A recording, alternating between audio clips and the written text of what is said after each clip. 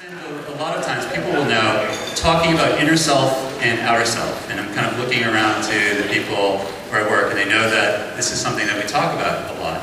And the outer self is something that you are to the outside world. It's how you interact with your peers, with your colleagues, with people that are on the other side of a business transaction or something like that.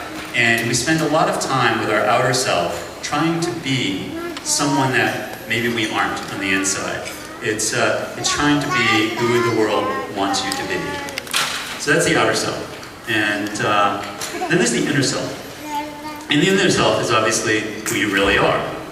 It's what motivates you, it's how you think, it's your value system and all of that.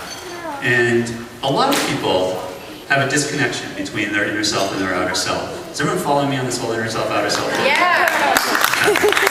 So we've all lived it.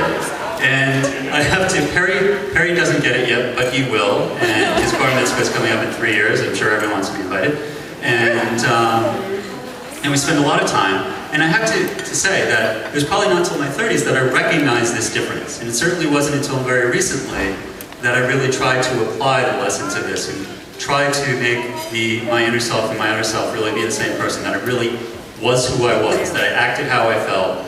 And fortunately, I live in an environment of friends, in an environment of work, in an environment of people I interact with that welcome this and cherish this. And I will say that the people that I share this with and that act the same way are happier, they're more content, and they're fuller people. They live a very complementary life, and it's hard to teach.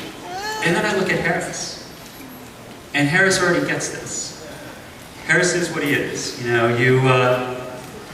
you certainly care about other people, but it's almost as if you don't do things motivated by what other people will think, or what other people will say, and so on. You do what you think is right. You do what you think is just. You never lie. You try to be a good friend to people, and it will serve you well.